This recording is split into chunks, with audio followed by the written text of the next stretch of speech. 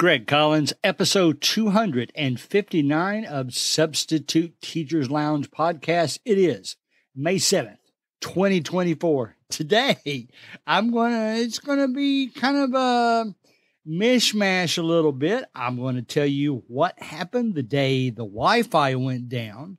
And then we're going to get into what you need to be thinking about doing if something like this happens in the future. What do you need to have ready if your teacher's electronic lesson plans aren't there? We're going to go from some simple ideas to some absolutely ridiculous ideas that I don't think I would do, but I have seen other teachers that were very good at it. So let's think about what we're going to do the day the Wi-Fi goes down. Substitute Teachers Lounge.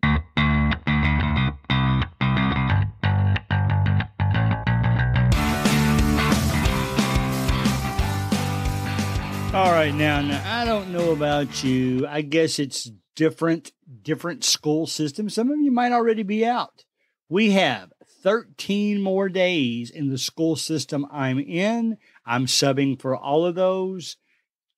Some of those are actually test days, like 5 of those are test days. So we really only have, 8 days of actual classroom situations. And let's face it, especially in middle school, once testing is over, you don't get a whole lot more out of those kids. So maybe you got to throw in a few celebration days. But I thought this would be another good wind down type of topic that we can talk about, because I made some observations this week, seen some things on videos and various different situations. And it all started because last week, one day, the Wi-Fi went down. Now, I don't know about you, but subbing high school and, some middle school too, I'm going to guess 80% of the time, my directions now say that the kids' assignments are on Google Classroom. So, what's that mean? That means if they can't get to their Google Classroom on a Chromebook through Wi-Fi, then all of a sudden we've got a situation, don't we?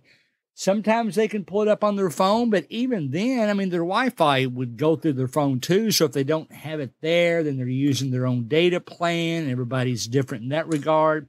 So it can end up being a mess. So I want you, as the school year is winding down, to be thinking about some things that you can prepare over the summer. I'm going to save the most complicated ones to the end because they're actually going to take some planning and some detail and some definite setup time.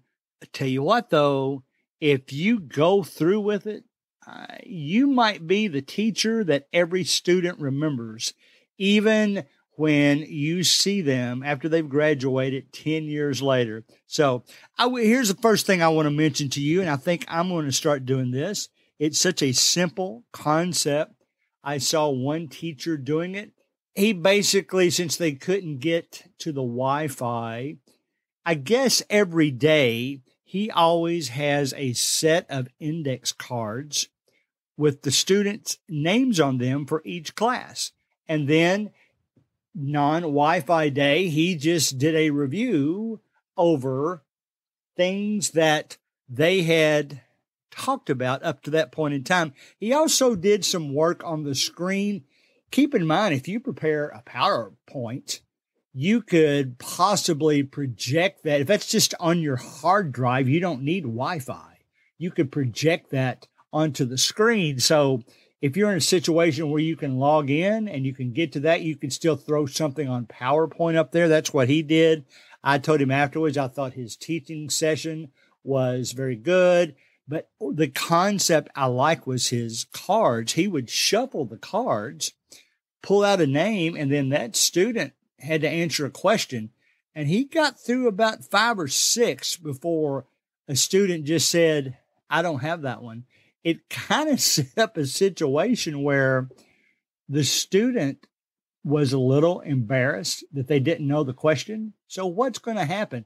They don't want to be embarrassed in the future.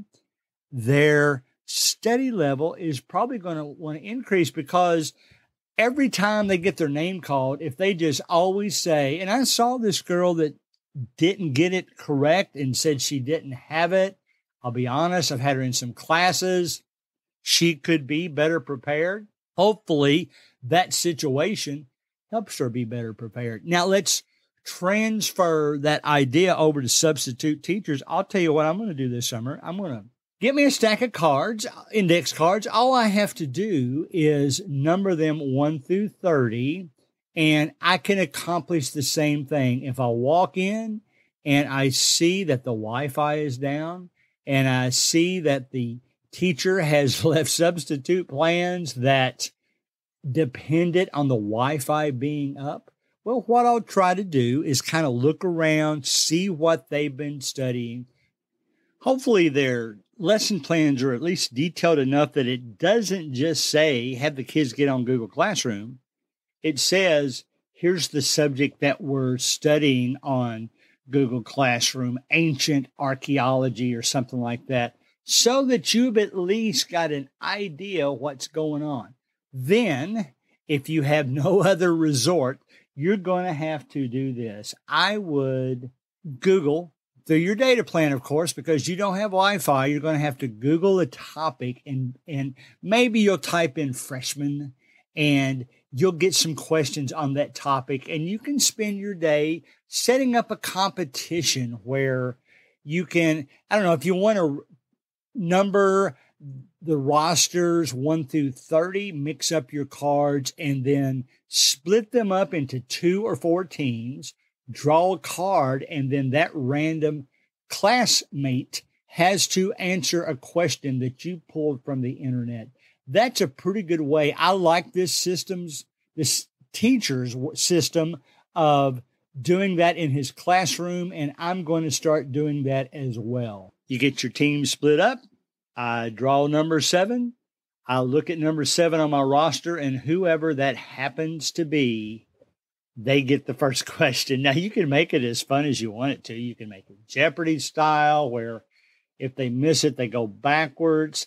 If you have the ability to get to maybe candy that the teacher has in their drawer to hand out to students, you could have some prizes at the end. But I think that is a pretty nice, unique way of learning concepts in the classroom. I'm definitely going to prepare some of those over the summer and do that next time. I might do it some whether the internet's down or not, but I think that's a good idea for us to be thinking about.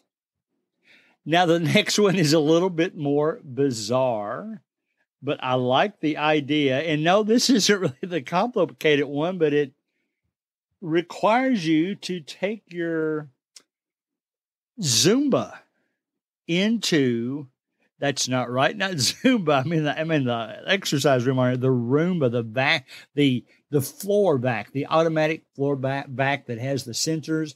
And what I've seen done with this is that you set cups up around the outside of a table. You set your floor vacuum on the middle of the table, hit the button, and what you do, it has feelers on the side, so it shouldn't fall off of your table.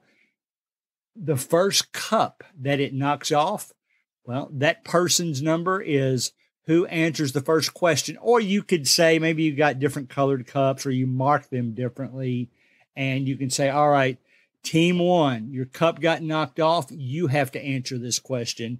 And that's how you go with that one. I saw that done. And I'm thinking now, the way I saw it done, there was actually a square table with colored cups all the way around. Each edge was a different color. And whoever the team was that had the last cup standing, they were the winner. But obviously, you can go in different directions on this and put it in the classroom as well. Of course, I'm sure you want to carry your Roomba in with you everywhere you go, but keep it out in your car. And if you find out the Wi-Fi is down, that might be something fun to do for the day. I had 2 last ones, and this next one requires the most preparation. There's ample videos out there. You can watch some of these, but obviously it's got to be you. You're going to make a video and you're going to have to edit it and you're going to have to do various things. I would search for, I haven't watched the video in a while, high school teacher video, something like that, because here's what he did. He acted like he was doing something on the screen and it froze on him. What he had really done is recorded the front of the classroom onto the screen or whatever background he chose. And then he said, well, I've got to figure out how to fix this.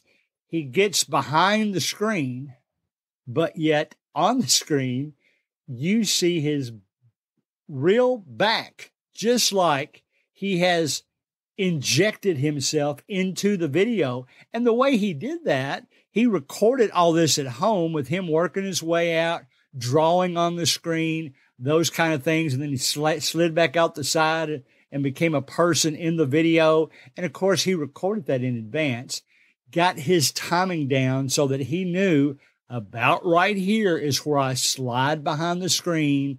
All of a sudden, it looks like I have become part of the screen, and then I slide back off. That's a pretty cool effect that I really like.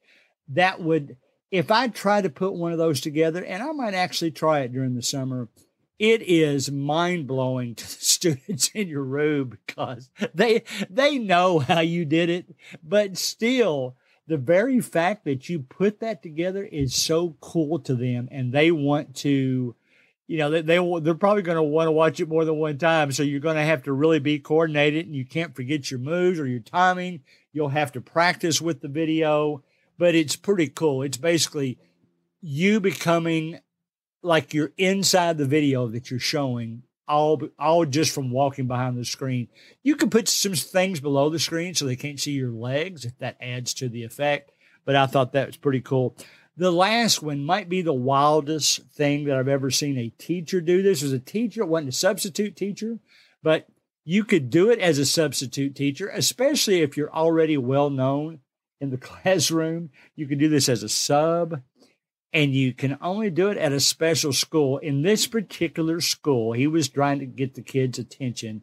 And it just happened to be a school where he was subbing on the first floor, and the first floor was pretty even with the ground outside. So if you looked out the window and there was somebody standing out there, they would pretty much be eye to eye with you. It was a warm day, so he had opened some of the windows. It was a large window. A lot of schools don't have the large windows anymore, so you can't do it if that's not the case. What he did, he acted like he got fed up with the students not listening to what he was saying. And he said, well, if you're not going to listen anymore, if you're not going to pay attention, I'm just leaving. And instead of walking out the door, he walks over to that. He runs to that window and dives and jumps through the window. Now, my body is not made for diving, so I won't be doing this one. But it shocked the students so much they couldn't believe it. And he had already laid padding outside, so he didn't hurt himself.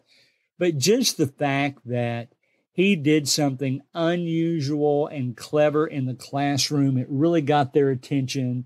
And I'm guessing they listened to him the rest of the class. So here's what we're talking about today. Be prepared, be unique, share some things with those students that they've never seen before. They're tired of seeing the same old teachers, the same old subs come in and basically just occupy a seat or immediately yell at them whenever they talk. And they want something fresh. They want something new. You could do things easier inside the classroom. One thing that I've done before, and I've told you this story, I've done something similar. I didn't do this exactly, but this was from a college class. I went in a college class. It was a health class. And the teacher, after about 5 minutes, looked down at the girl in the front row and he said, Miss, did anyone ever tell you that you're extremely ugly? And if you can imagine just It was like a silent roar because people couldn't believe he said that to her. Well, it turns out that he had worked this out with that student before the class. He said, this class is going to be about emotions today. Would you mind if I used you in this way? It was obvious that it wasn't obvious. I said it just the opposite. Nobody in the classroom realized what had happened. They didn't realize that the teacher had worked it out with the girl before the class and that they were just going to study about what emotions do to you and how you can change somebody's demeanor just by the way you treat them. So this summer, be thinking about a lot of things that you could put together over the summer that will make you memorable to those students. I'd like to say, I ran into a student I hadn't seen in 2 years. I ran into her. She was also a volleyball player. So I saw her multiple times some days, and we had a few laughs. And, it just so happened she played volleyball at the school I'm assistant coaching now. So I made sure to tell her that. And I wanted to see her at some of the games, come and watch us play. And it was really nice to get acquainted with her again. Be thinking about some things that make you memorable. Don't go in there and just be the same old cookie cutter substitute teacher. Be one that the kids will remember from now on and that you will become famous for. As we close, always remember that you can email your questions to gregcollinssubstitute@gmail.com. Please join our Facebook group, Substitute Teachers Lounge, where we'll share ideas and thoughts about each week's show. See you next week.